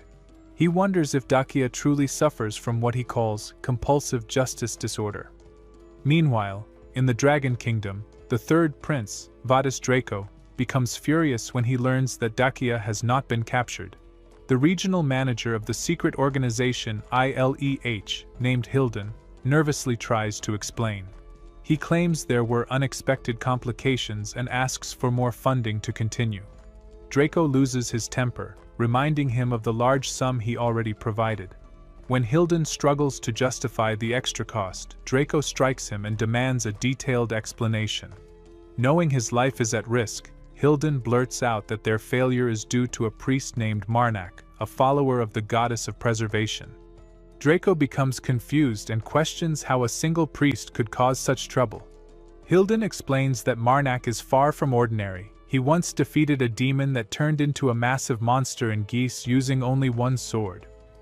Recently in Kelton, he single-handedly destroyed a creature formed by evil spirit worshippers who sacrificed an entire town. Because of these feats, people call him the arch-nemesis of evil spirits. Realizing the priest and Valtus's eldest son are now together with DONGHUA, Draco decides to fund Hilden again but warns him to succeed next time. However, Marnak is in his room and speaks with the mother of corruption. He admits that time has passed and he now feels regret, wondering if he was too harsh toward DONGHUA. He claims he only acted out of necessity, not malice, and that she is still their client, so he cannot afford to mistreat her. While he reflects on his actions, DONGHUA visits him late at night and politely asks to join him because she wants to talk. Marnak allows her and DONGHUA explains that she understood his warning as being connected to her identity as a mage. She has long seen that same expression of distrust and resentment from others, especially from those who suffered because of mages. Yet, unlike others who have looked at her with hate, Marnak's words were about cooperation, not revenge. She confides that although it will be difficult for her to ignore injustice, she will try to discuss it with him first. She came to make peace and assure him she will act more carefully. Marnak, realizing her sincerity, stops her before she leaves and apologizes for being too severe earlier. DONGHUA smiles, saying she is glad he is finally looking at her properly, not through the lens of prejudice. She asks if they are on good terms now, and he confirms it. She expresses excitement about their upcoming journey together. Marnak quietly accepts her words, acknowledging that his resentment toward mages blinded him for too long. After she leaves, he tells the mother of corruption that mages, despite their flaws, are still human. He reflects that he has begun facing the painful truth he once avoided, that his hatred toward mages has clouded his judgment. As calm returns to the inn, the peace is quickly broken when a group of bandits barges in. They confront the inn's manager, demanding that Marnak be brought to them immediately. Their leader shouts threats, declaring that if Marnak is not delivered, they will kill everyone in the place.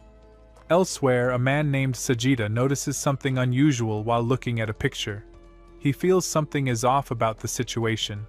He sets aside the request to capture the maiden of the Iramel family, the one with silver hair and golden eyes, and focuses on the priest in the image. The realization hits him that the man in the picture is none other than Priest Marnak, the arch-nemesis of evil spirits. Soon after, another man rushes in to inform Sajida that the priest has arrived, but the girl is not with him. Sajida becomes astonished and demands to know where Marnak is. He wonders if the priest is planning to start a fight. Moments later, Marnak appears, holding the leader who was involved in the previous night's incident. Seeing him, Sajida quickly orders everyone to lower their swords. He approaches Marnak thoughtfully and confirms his identity. Marnak introduces himself, and Sajida realizes he is indeed the priest everyone talks about. He asks Marnak to put the man down. Marnak throws the man onto the ground and requests to meet the captain of the mercenary corps. Sajida introduces himself as the captain of the Red Bear Mercenary Corps. Later, during lunch, Sajida tries to ease the tension by offering Marnak some alcohol. Marnak politely refuses, saying he does not like drinking. Sajida internally feels disappointed because he had hoped a drink would make the conversation easier. Marnak then calmly explains that his colleague told him Sajida wanted to meet them about the incident that happened the previous day. As the conversation continues, Sajida debates how to approach the topic. He wonders if he should be direct or cautious.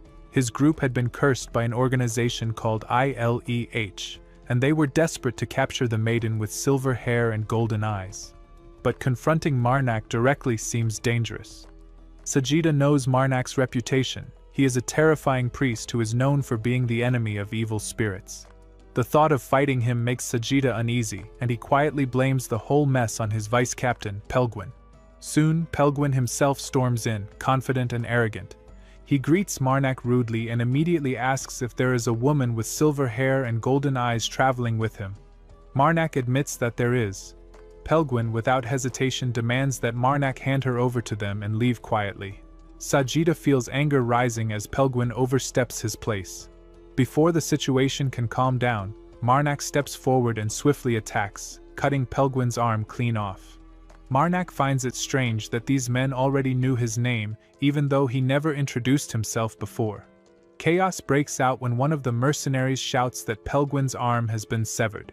He orders everyone to gather at Sajita's barracks, telling them to prepare for battle. The men scream that Marnak does not understand the gravity of his actions and must be killed immediately.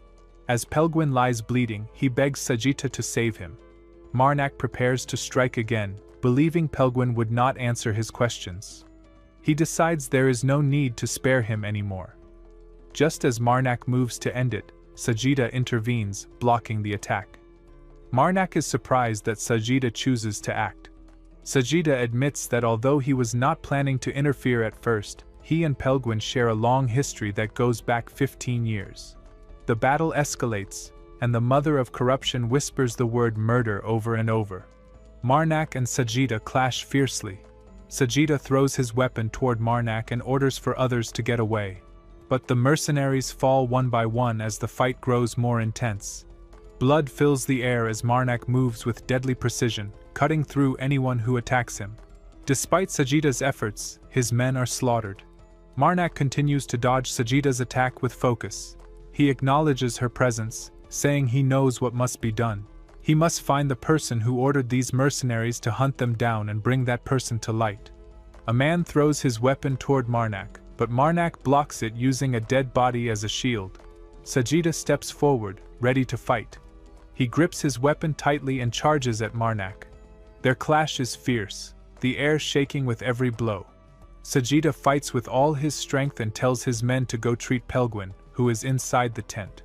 Marnak prepares his next move, clenching his fist. He punches Sajita so hard that Sajita crashes into the ground, creating a loud blast. Marnak smiles, feeling the thrill of a real fight after a long time. He walks towards Sajita, impressed by his strength. Sajita quickly commands his men to open fire.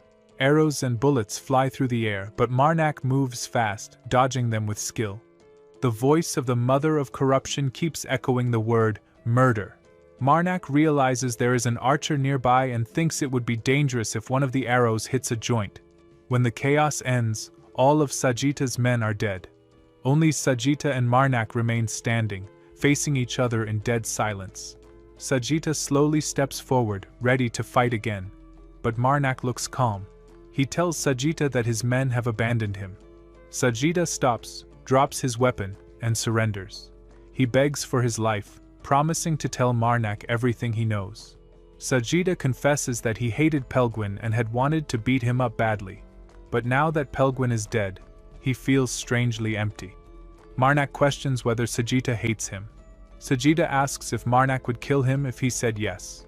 Marnak coldly responds that there's no reason to keep someone alive if they hate him.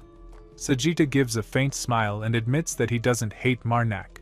He explains that as a mercenary, he has worked with men who killed his companions just the day before.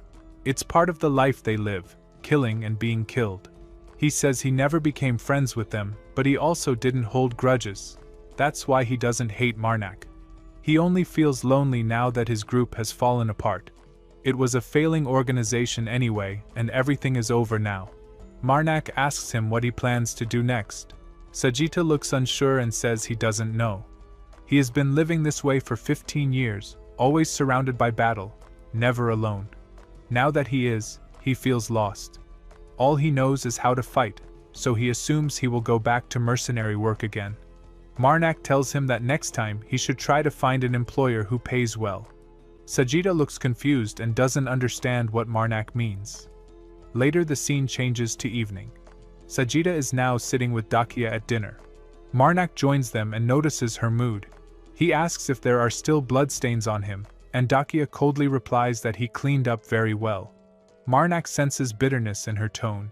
He realizes she is upset that he left without saying anything. He brings up their last conversation and asks if that's why she is angry. Dakia admits that after they talked the previous night, she thought their relationship had improved.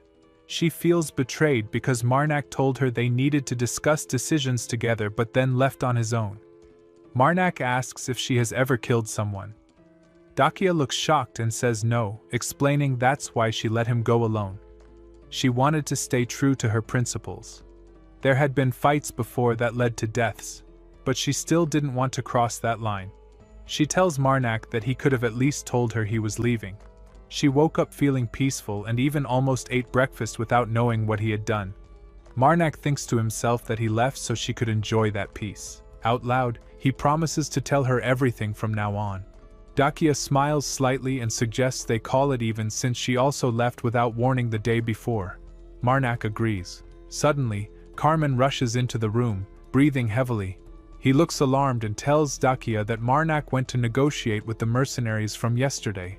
He insists they should grab weapons and go help immediately. Then Carmen stops, realizing Marnak is already sitting there. Confused, he asks why Marnak is back so soon. He notices Sajida at the table and asks who the new face is. Marnak calmly explains that Sajida is a new mercenary that Dakia hired. He asks Sajida to introduce himself properly. Carmen looks skeptical but tries to be polite. He tells Marnak that he trusts his judgment but hopes this new companion won't bring trouble. Sajida nods and assures him there will be no problem. Carmen relaxes a little and says he is glad to have a strong ally with them. He mentions he was on his way to the village smithy to pick arrowheads before rushing in. Now that everything seems fine, he says he will finish his errand. The sun is already up, and he reminds them that they will leave early tomorrow morning. In the city of Eratico, a girl named Pearly is shouting, waiting for Marnak and his companions. She demands to know exactly when they will arrive.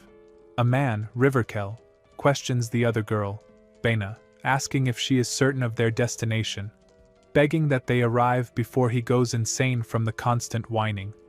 Pearly cries more, asking again for the time. Bena assures her, stating she has been checking their location and is certain they will be there soon. Pearly seeks confirmation that they are coming to Eradico. Bena insists that she is telling the truth, wondering why Pearly won't believe her. Pearly claims she believes her but threatens Bena with a violent death if they don't show up. Finally, Dakia announces their arrival in Eradico, looking forward to a warm shower. Meanwhile, some men approach Marnak, confirming he is a priest. Marnak affirms his identity. One of the men pleads with him to go to the Trumpeter of Rest, explaining that the man won't even listen to the Lord and must be told to stop calling upon the undead. He offers to pay Marnak. Marnak expresses doubt that his words will change anything, but the man implores him to at least try to talk to the Trumpeter, stating that he and his companions are terrified of the undead who walk around every night. Marnak agrees, though warning the man not to expect too much. The man thanks him profusely. Marnak decides to help first and catch up with his companions later, telling Carmen and Dakia to go ahead and find lodging. He walks through the Trumpeter of Rest, holding a torch and reflecting on the unique nature of the Trumpeters of Death and Rest. Unlike the priests of other gods who are granted authority by choice, the Trumpeters are chosen randomly and without reason on a random day. They serve the dead, and the reason for their lives is a mystery. All anyone knows is that to awaken the dead, they appear in places with many corpses, blow on their soundless trumpets, and walk around as a soldier. Though people in power have looked down on this phenomenon, no one dares to lay a finger on the undead led by the Trumpeters. It is understandable since facing an infinitely rising army of undead is something anyone would want to avoid. Thus, the Trumpeters of Rest live their lives in solitude, only moving around with the undead, seen as something like a natural phenomenon. Marnak approaches the figure and greets him. He explains that he could not refuse a favor and has come to say the same thing as many others. Is not it time the Trumpeter left this place? He points out that moving undead are unpleasant for normal people, and questions if there is another reason for the Trumpeter's stay since he doesn't usually remain in one area for long. The figure replies, "Evil spirit worshippers." Marnak is confused. The figure points behind him, announcing that they will cause many deaths in Eradico. Marnak asks if the Trumpeter is saying there are evil spirit worshippers there. The figure confirms it has already begun. The mother of corruption keeps saying, "Murder." Marnak runs away, thinking that things won't go their way this time, unlike the last time in Kelton. While Eradico is burning, Pearly is crying that they are not there, accusing Bina of lying. Bina insists she has verified that Marnak's companions have entered the city and will find him soon. Riverkill interrupts, announcing he thinks he has found Marnak. Pearly confirms that it really is Marnak. Marnak thinks he didn't expect to meet them in a place like this. He holds his sword and realizes he needs to calm down, but decides he won't care about that this time. He recalls that the man, the damned mage son of a bitch, is someone who murdered his savior and him long ago, and he is someone he needs to take revenge on. Marnak begins to recount his past, explaining how he used to live with constant, unnecessary worries. He had to starve on days when he didn't earn enough. It was on one of those days, during an intense blizzard, that he met his savior, Shantux. Shantux was a man of indeterminate age, easygoing but serious when needed. When Marnak woke up, Shantux didn't ask him anything, simply telling him to stay as long as he needed. Shantux was a priest who worshipped the goddess of preservation and worked as a gravekeeper on the outskirts of town. One day, while helping him with work, Marnak asked why he had saved him. Shantux smiled and responded that he just wanted to.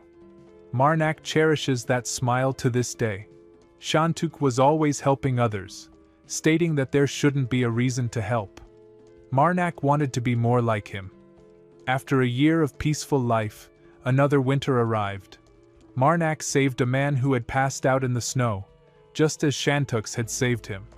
He regrets that decision, lamenting that he should never have saved the damned mage, Riverkill. After receiving their help and healing, the damned mage smiled and confessed to being a worshipper of evil spirits. With magic, he ripped Marnak to shreds. When Marnak woke up again, the hand he had stored away had somehow escaped from his inventory and was stroking his cheek. Marnak had to face the consequences of his actions. The corpse of Shantux, who had been cruelly murdered by the darned mage.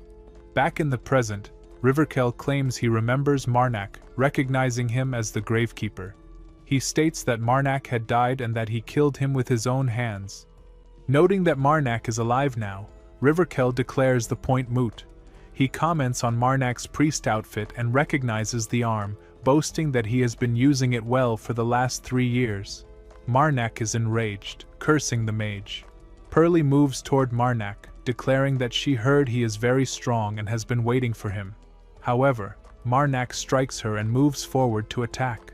Riverkill fights back, remarking that Marnak is very different from the rumors. Marnak barks for him to be quiet.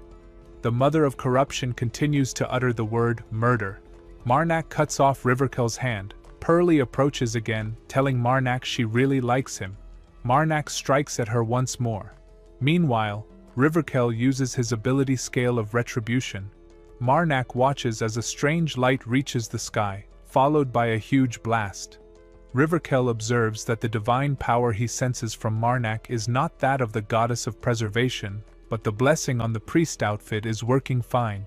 He concludes that Marnak must also be a worshipper of evil spirits. Marnak becomes furious and shouts at him to shut up. Riverkill believes he has hit the nail on the head.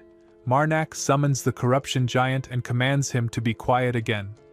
Riverkill exclaims at the interesting authority.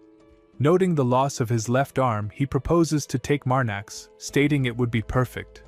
Marnak moves forward to attack him, thinking that he will kill Riverkill tonight, no matter what. Sajita is fighting off the undead. Dakia worries that the priest might be dead. Sajita assures her that he is not yet. Carmen urges them to hurry to the castle. Dakia expresses concern for Priest Marnak, wondering if he is caught up in the mess. Sajita insists Marnak is not someone who would die so easily, prioritizing their own escape. They reach the Lord's castle, only to see it is burning. Carmen observes that the Lord is likely not at fault for the madness spreading among the people. Sajita instructs Dakia that they must kill their way out. An undead moves to attack Sajita as Dakia looks on. Sajita quickly kills it and advises Dakia that if they want to escape, they need to keep killing. He tells her to view the undead as mere meat if she wants to live. Sajita takes the lead, warning her not to fall behind. Dakia smiles, grips her sword, and kills an undead. Sajita shouts for them to head to the castle gates. He glances back and spots Marnak with his corruption giant in the distance. Pearly declares the confrontation is exciting, saying it is just as she expected. She expresses her intense curiosity about how far Marnak will go. Baena questions why they cannot resolve the issue through words if they are both evil spirit worshippers. Pearly adamantly refuses, stating she has been waiting to meet him for too long. Marnak commands the corruption giant to advance. The giant moves forward to attack Riverkel. Marnak also holds his sword, ready to strike. The two fight fiercely. Riverkel challenges Marnak, asking if he has anything new besides swords and fists. The mother of corruption continues to chant the word murder. Riverkel advises Marnak to calm down, commenting that he is simply too much. Just then, someone attacks Riverkel. Marnak becomes surprised, wondering what happened. He looks into the distance and realizes it was Sajida, with the undead in pursuit. Marnak reflects on a saying that revenge is futile, and feels that the outcome is proving to be just that. He had not expected anything dramatic, but he also didn't want such a futile ending. Marnak offers Riverkel's corpse to the mother of corruption. Riverkel's body suddenly begins to shine, and Marnak is astonished that he is overflowing with divine power. He grips his sword, wondering if Riverkel is alive. His first priority is to reclaim his right arm. Baena cries out that they are totally screwed, lamenting that she suggested resolving the conflict with words. Pearly expresses disbelief, demanding to know what happened and insisting Marnak do it again. Baena grabs her, ordering her to be quiet, warning that in this state, Marnak cannot differentiate between friend and foe. Marnak requests the corruption giant to toss him over, dismissing it afterwards. As Baena runs away with Pearly, Marnak lands in front of them. He demands to know what is going to happen now. Pearly declares that they are what people call a secret society of evil spirit worshippers, identifying themselves as Liberation. Pearly reminds Marnak about the people he killed earlier in Kelton. Marnak acknowledges it, and Pearly reveals that those people were also part of Liberation. She explains that this is the reason they have been waiting for him. When Marnak asks how many people are part of the group, Pearly admits she doesn't know. She explains that she came because she was told she could do whatever she wanted. She adds that Riverkel probably knows since he was sent by Liberation for a mission here. Marnak asks about Liberation's true goal. Baena reveals that Liberation's goal is to create a world where no one is persecuted for believing in any god. Marnak asks if that's why they destroyed the village. Baena answers that she didn't want to do this but had no choice because Riverkel caused trouble. She mentions that they needed to collect certain things and that one of those items is in Marnak's possession. When Marnak asks what she means, Baena tells him she is talking about the holy relic, the marble that was inside the incarnation's body. Marnak realizes his suspicion is correct. Using the holy relic that contains Mother's power, Liberation is planning to do something dangerous. Marnak tells her that the marble broke. Baena refuses to believe it, insisting that the relic cannot break.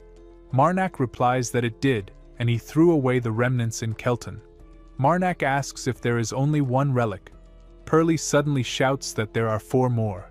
The mother of corruption whispers the word murder. Marnak senses that Mother's sealed power has gone into a rage. Baena becomes furious at Pearly for revealing that information. Marnak realizes they have 4 relics and asks who was responsible for driving all the villagers insane. Pearly insists she had nothing to do with it and doesn't know how to cause that kind of madness. Baena becomes frustrated and asks why Pearly keeps answering Marnak's questions. Before she can say more, Marnak strikes suddenly and kills her. He then kills Pearly too, dedicating it to the mother of corruption. The status window appears, showing his divinity level as 3023. Marnak notices that Pearly is not truly dead. Somehow her presence lingers, but now that the cause of the chaos is gone, the area becomes silent. At that moment, Carmen, Sajita, and Dakia arrive. Carmen calls out to Marnak, pointing out that everyone around has fallen to the ground. Sajita asks if Marnak was responsible. Marnak confirms that he was. Sajita asks if his spear was of any help, and Marnak replies that it was extremely helpful. Sajita expresses relief. while Marnak quietly hopes Sajida did not see the corruption giant that assisted him earlier. He then tells everyone that they must move quickly because something big is about to awaken. The group becomes confused. As they look around, they see many monsters appearing in the distance. Carmen notices that the monsters have corpses attached to them and points it out. Marnak explains that those are indeed corpses, and that is what he meant by something awakening. The monsters merge together into a massive giant. Marnak realizes with disgust that even after death, Riverkel has gathered all the corpses to form this monstrous body. He understands that this kind of authority suits Riverkel's twisted nature perfectly. Marnak turns to Dakia, who still feels troubled about killing. He tells her that he knows she is sad about the blood on her hands but promises to comfort her once everything is over. For now, he urges her to focus and stay strong. Dakia asks how he plans to comfort her. Marnak simply replies that he will think about it later. He then tells everyone that their current goal is to stall for time so they can save people. Carmen asks if someone will come to help them if they manage to stall long enough. Marnak answers that he is sure of it. Sajita then notices something unusual and alerts Marnak. She tells him that she thinks their help has already arrived. A mysterious figure appears in the distance, holding an instrument. The figure plays it, producing a loud sound that echoes through the area. In response, another giant monster appears. Dakia notices the figure moving toward them and asks Marnak if that person is coming to them. The figure approaches the group and asks for someone agile among them to take a spear and strike the heart of the giant monster. Everyone looks confused as Marnak steps forward, holding a spear in his hand. He asks the mysterious figure if it has a sword, and the figure transforms the spear into one. Marnak realizes that the weapon can take on different forms and asks if it can also create 2 more swords and some arrows. The figure responds by creating them instantly and tells Marnak to say everything he wants at once. Soon, everyone receives their own weapon. Dakia notices how light her weapon feels, while Marnak examines his and finds it impressive. The weapon is sharp, made of bones, and carries the divinity of the Trumpeter of Rest, which he knows will be highly effective against the undead. The figure explains that it will stop the giant's movement for a short time. During that moment, Marnak and his team must stab deeply into the giant's heart. In return for their help, the figure promises to let them keep the weapons. Marnak agrees with a confident smile. The figure raises its instrument and releases a loud echoing sound that shakes the battlefield.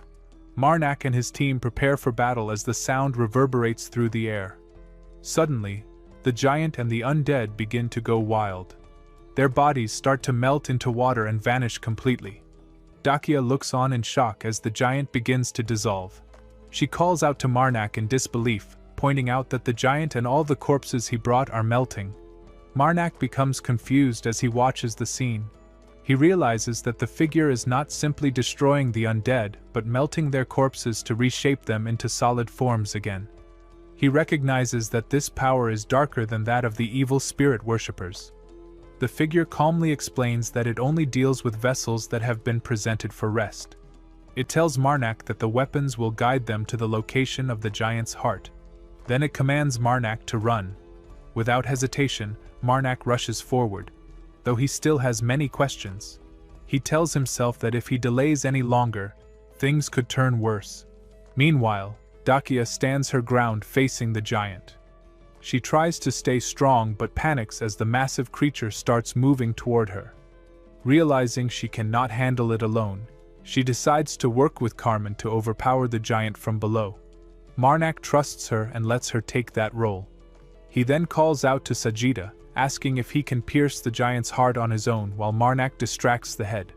Sajida agrees and Marnak leaves the task to him. Marnak charges toward the giant, attacking fiercely. He knows exactly why he chose to target the head. According to the Mother of Corruption, a chunk of divinity is hidden in the middle of the giant's head. To him, the giant's face even resembles Riverkel, which fuels his determination further. With full force, Marnak strikes the giant's head repeatedly, intent on destroying it completely. He doesn't stop until the head shatters into pieces. At the same time, Sajida stands near the giant's massive body and senses the location of its heart. He aims carefully and drives his weapon deep into it. The giant lets out a silent cry of pain as its enormous body starts collapsing. Dakia watches the entire scene unfold as the giant's body melts once more into water and slowly disappears from sight. When the battle finally ends, Marnak stands amid the fading mist, breathing heavily. In his hand, he holds a glowing red sphere, a relic that once belonged to the giant. As he looks at it, a feeling of satisfaction and relief washes over him. After a long struggle, he has finally avenged Shantux's death. Dakia rushes toward Marnak, worried if he is hurt. Marnak quickly looks around, asking for Sajita, fearing he might be injured. Sajita appears beside them, unharmed, and examines his new weapon with admiration, finding it surprisingly well made. The mysterious figure then points at Marnak, motioning for him to follow. Marnak obeys, though confusion fills his mind. He wonders why the figure wants to speak to him alone. Thoughts race through his head. Perhaps the figure realized he took the red marble, or maybe it discovered that he is connected to the evil spirit worshippers. Inside his mind, the mother of corruption's voice echoes repeatedly, urging him toward violence. As Marnak walks closer, the figure warns him that something is coming. A heavy pressure fills the air and Marnak immediately recognizes the overwhelming presence. It is not human, it feels divine, the presence of a higher being. He realizes it is the trumpeter of death and rest, a part of God itself. The figure turns to face Marnak, points at him, and utters a single word, capital. Then, the figure collapses to the ground and begins to fade away. Marnak kneels beside it, trying to understand the meaning behind that one word. Before disappearing, the figure tells him that it neither knows nor wishes to know what lies beyond. Marnak accepts this and reaches out his hand, suggesting they return.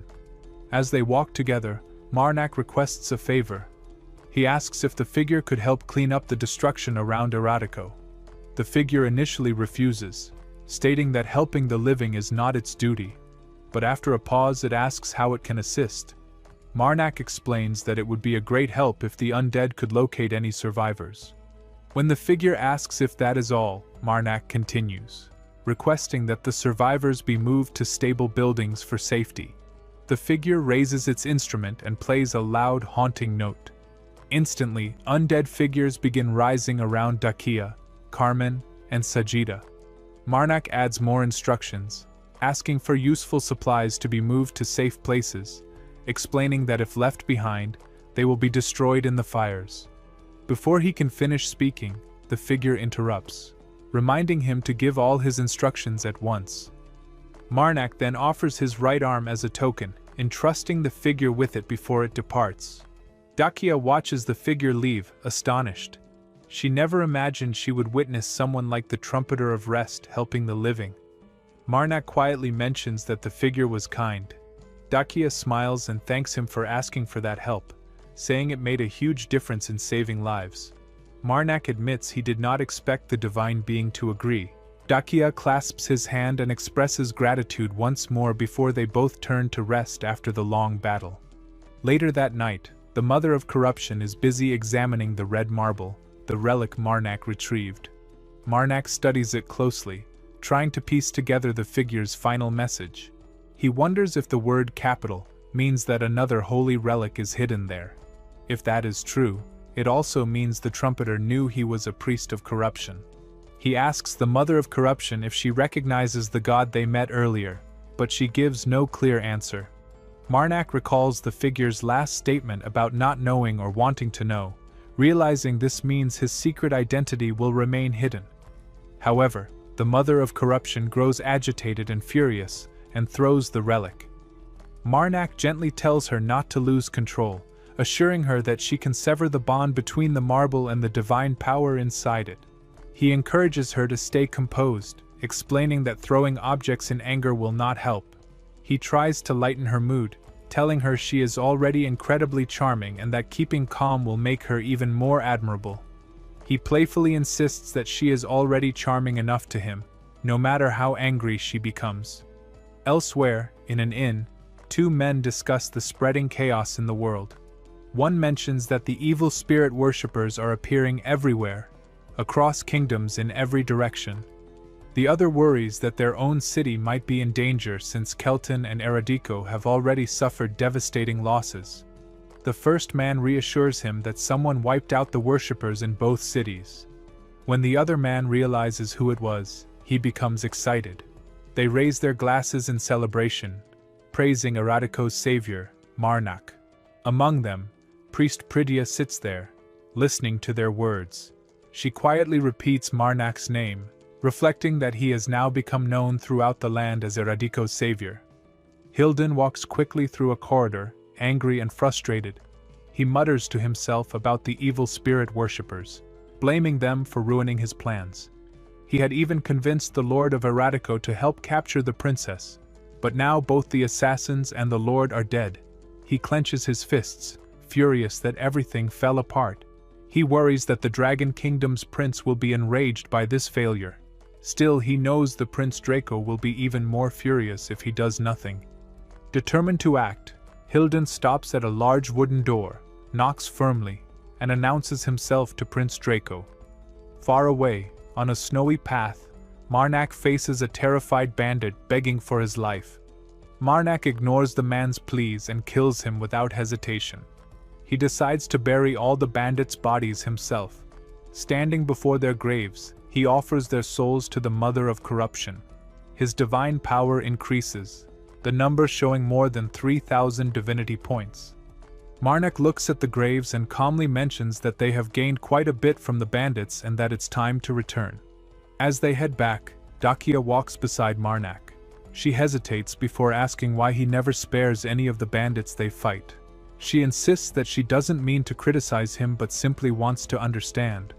Marnak smiles slightly and asks if she questioned Carmen and Sajida too. Dakia explains what they told her. Carmen said the bandits who attack armed people likely target the defenseless too, so he cannot let them live. Sajida said he only does his job as a hired guard but can try to spare enemies if Dakia wishes. Then Dakia mentions that Carmen believes in people's potential, even those who have done wrong. Marnak agrees and explains that he also believes bandits could change, but their first step toward redemption is always the hardest. He believes most will return to evil rather than repent. That is why he kills them. Dakia, still unsure, asks if they even have the right to make such a judgment when no god has made that rule clear. Marnak thinks about the Mother of Corruption, who allows him to act according to his own will. He tells Dakia that he doesn't kill them as judgment but out of responsibility. If he spares evil men and they harm the innocent later, that would be on his conscience. Between that and taking their lives early, he chooses the burden of the latter. He knows both are heavy responsibilities but prefers to live with one he can understand. Dakia listens silently, realizing how deeply Marnak has thought about it. Marnak admits he doesn't know when he will pay for his sins, but accepts it. To him, sparing an evil person who kills again is a far worse mistake. He silently remembers his promise, to never let an evil person live if he cannot take full responsibility.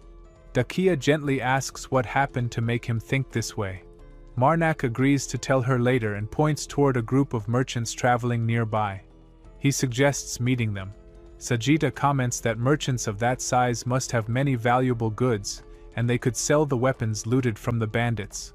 Marnak agrees, and they approach. One of the merchants notices Marnak's sword immediately. He admires the weapon, recognizing it as forged from immortalium, a rare ancient metal known as the Metal of Immortality. He says he has never seen so much of it in one piece, not even in over a century of collecting. The merchant offers to buy it at any price, but Marnak declines firmly, refusing to sell it. The merchant understands and moves on to business. He reveals his true purpose for calling them over. He wants to hire Marnak and his group as guards until they reach the Northern Kingdom's capital. He recognizes Marnak as the famous priest known for slaying demons and saving Eradico. The merchant promises generous payment and better treatment than any other mercenaries. Carmen politely asks for time to discuss it, and the merchant agrees, saying he looks forward to their answer. Later that night, after accepting the job, Marnak speaks to the Mother of Corruption, wondering if she is pleased. He plans to find a good place to stay once they are paid. Just then, chaos breaks out nearby. Screams echo through as people shout about an invasion. A swarm of bat-like creatures suddenly attacks and Marnak and Carmen rush out immediately to fight them. Using their weapons, they strike down the fast-moving creatures one after another. DONGHUA, unable to stand by, uses her magic power to attack one of the bats and manages to save a person from getting hurt. Marnak quickly notices and warns her not to use uncontrolled magic in battle. He reminds her that spells from an inexperienced caster can be more dangerous to allies than enemy attacks. DONGHUA argues that her aim is good enough to hit a creature that large, but Marnak reminds her that flying enemies move unpredictably. He tells her that if a spell misses, it might strike one of their own. After a tough fight, the group manages to kill all the bat-like creatures. Then, Marnak approaches the merchant and demands to know why the evil spirit worshippers are attacking their organization. At first, the merchant pretends to be clueless, but when Marnak raises his weapon slightly, he grows nervous and admits that there is more to the story. He asks Marnak to keep what he is about to reveal a secret. The merchant signals one of his men to bring a box. He explains that the attacks began after their group was given a mysterious item to deliver to the capital. They had received a large payment in immortalium and were promised more after completing the delivery, so they continued the journey despite repeated ambushes. The merchant admits that he does not understand why this item attracts so much danger. When he opens the box, a faint divine glow escapes from it. Marnak immediately recognizes what it is, a holy relic containing the divine essence of his own mother. His thoughts race as he realizes that this relic is the true reason behind the worshippers' attacks. He wonders how the enemy keeps finding out where these relics are being moved. When the merchant asks if he knows anything about it, Marnak replies that he does not. After a pause, Marnak brings up the terms of their contract. Since the merchant hid such a serious detail, he insists that the group deserves double the originally promised payment. The merchant reluctantly agrees, even joking that Marnak would make a great merchant himself. Marnak refuses, reminding him that he serves as a priest, not a trader. Later that night, the group discusses what happened. Sajita remarks that the guard soldiers' weapons already showed signs of battle, meaning they had fought other attackers before this ambush. DONGHUA scolds him for not mentioning it sooner, but Sajita explains that the merchants deliberately hid that information. He points out that since they were traveling in the same direction, the group would have faced the ambush either way. Carmen laughs and remarks that at least Marnak managed to double their pay. Marnak responds that they earned it. Outside, Marnak quietly speaks to the mother of corruption within his mind. The dark voice tempts him to steal the relic while no one is watching. Marnak hesitates, knowing the risk is too great if he is caught. The voice teases him, calling it a perfect crime, but Marnak refuses to rush. Instead, he comes up with a clever plan. He will let the evil spirit worshippers attack again and steal the relic. During the retrieval mission that follows, he will secretly extract the divine essence and return the empty relic, keeping his secret intact. Amused by his own strategy, he quietly praises himself for his intelligence. Suddenly, his thoughts are interrupted by another ambush. Marnak quickly grabs his weapon, annoyed that he has to fight again right after cleaning up. Chaos breaks out as guards shout warnings and prepare to defend the camp. A large beast charges toward Marnak. He recognizes it instantly. It is a Karpal, a horned monster known for its brutal strength. Without hesitation, Marnak moves forward to strike. His weapon flashes as he attacks with precise force, cutting through the monster's defenses and breaking its horn. The Karpal falls after a fierce struggle, and Marnak finishes it off. As he steadies his breath, he notices a sharp light shining in the distance. From within that glow, Pearly appears and remarks they meet after a long time apart. Pearly keeps thinking about Marnak, but he never really thinks about her. She stays cheerful and says that it's fine because she thought about him enough for both of them. Marnak, however, has questions for her. She acts playful and asks what she will get in return if she answers. The scene changes to the ongoing battle. Everyone is fighting the bat-like creatures. Marnak almost gets attacked, but Sajida quickly kills the creature and saves him. Carmen notices one of the monsters trying to escape, and Marnak rushes after it. He catches up and kills it with a single strike. Right after that, he sees Pearly waiting for him. She tells him that he is late. Marnak greets her and asks about the situation. Pearly starts talking in her usual playful way, asking if he will grant her wishes. Marnak stays serious and focuses on his question. He wants to know how many evil spirit worshippers are planning to ambush them. Pearly thinks for a moment and admits there are 3 others, not counting her. She mentions they don't treat her well and act like she doesn't exist. Marnak silently thinks that it's no surprise since she is giving away her side's secrets so easily. Pearly continues to talk freely. She reveals that their attack on the merchant group was meant to retrieve a necklace from the merchant leader. Marnak asks how she even knew that the necklace was there. Pearly shrugs it off and says she doesn't know. But she does know the order came from someone in Liberation, the secret organization of evil spirit worshippers. Marnak is confused, since she herself is part of Liberation. Pearly explains that there's been an internal conflict, nothing major, just a small argument between groups. When Marnak asks what caused the fight, Pearly admits she heard about it but cannot remember the details.